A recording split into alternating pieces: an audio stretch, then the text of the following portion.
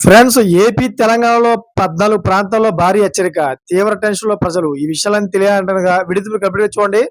అప్పుడే మీకు complete information ఏంటో అర్థమవుతుంది. అదే విధంగా చాలామంది వీడియో చూస్తున్నారని లైక్ అండ్ కామెంట్ చేయట్లేదు. దయచేసి లైక్ అండ్ కామెంట్ చేయండి. లైక్ అండ్ కామెంట్ చేయడం వల్ల ఈ ఇన్ఫర్మేషన్ అంతా మనం చాలా మందికి తెలియజేసేవాళ్ళవుతాం.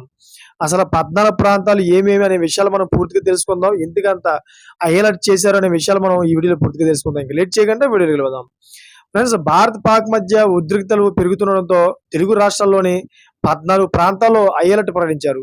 తెలంగాణలోని Secunderabad railway station, Shamshabad airport, Kukatpally, Nampally, Hyderabad central bus station, అదేవిధంగా ట్యాంక్ బండ్తో పాటు ఏపీలోని Tirumala, Visakha, RK beach, Vijayawada railway station, Vijayawada bus stand, MG రోడ్లో పోలీసులు అప్రమత్తంగా ఉండాలని కేంద్రం సూచించింది.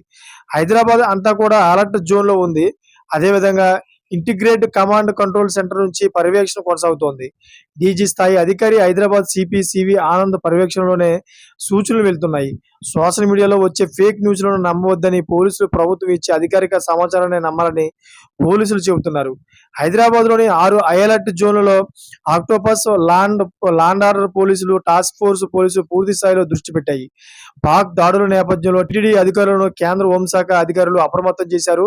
తిరుమలలో తీసుకోవాల్సిన భద్రతా చర్యలపై టీటీడీ అధికారులకు కేంద్ర హోంశాఖ అధికారులు పలు సూచనలు చేశారు.